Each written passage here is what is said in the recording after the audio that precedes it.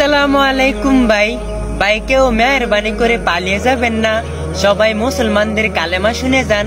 কালেমা লা ইলাহা ইল্লাল্লাহু মুহাম্মাদুর রাসূলুল্লাহ সাল্লাল্লাহু আলাইহি ওয়াসাল্লাম।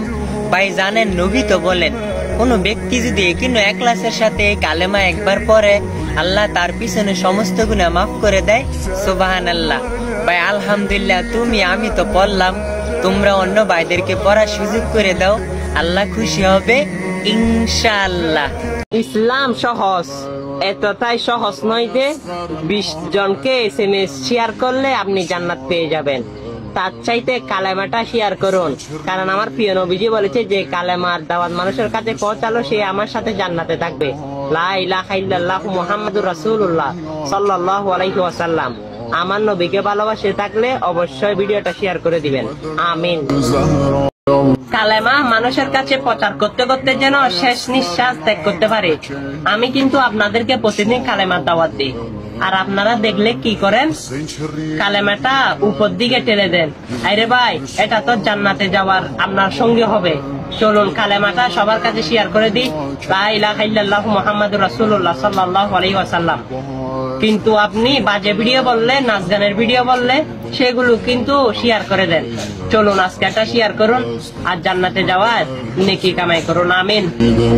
শয়তানের মতো পালিয়ে যাবেন না। অবশ্যই আজকে যদি মুসলমানের সন্তান হয়ে থাকেন, অবশ্যই বেশি বেশি কালেমা দাওয়াতটা শুনে যাবেন, লা ইলাহা ইল্লাল্লাহু মুহাম্মাদুর রাসূলুল্লাহ সাল্লাল্লাহু আলাইহি ওয়াসাল্লাম। হ্যাঁ, আপনার শরীরে কিন্তু শয়তানের বসবাস করতেছে, আপনি তাই কারণে আপনি কালেমার দাওয়াত শুনতে চান না।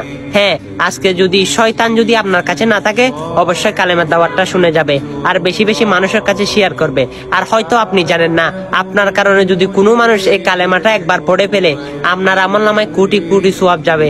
সেটা যদি আপনি ভরসা রাখেন আল্লাহর উপর, যদি মানেন, অতি শীঘ্র কালেমাটা সবার কানে কানে পৌঁছে দেন। আমিন। ওয়াল্লাহি, আল্লাহর কসম, আপনি কিন্তু এই হাদিসটা শোনার পর আপনি কিন্তু জাহান্নাম থেকে বাঁচতে পারবেন।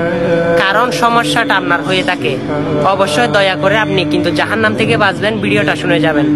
আমার প্রিয় নবীজি বলেন, অধিকাংশ মানুষ কবরের আযাব হবে কিসের কারণে জানেন?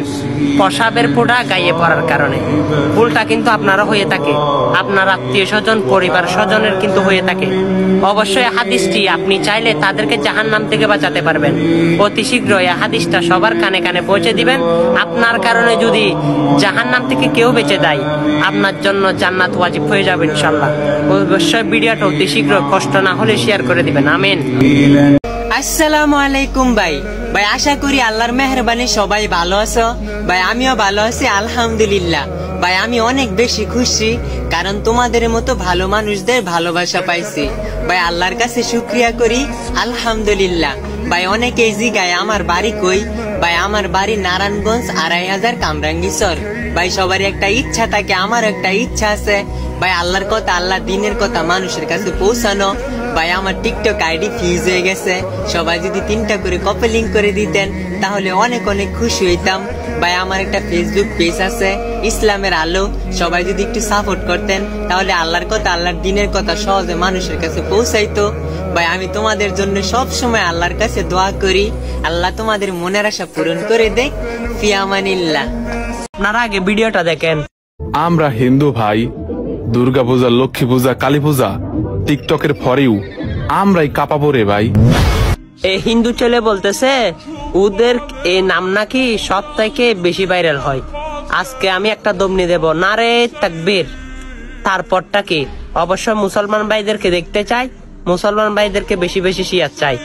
এই হিন্দুকে কিন্তু খরচ করতে হবে ইনশাআল্লাহ।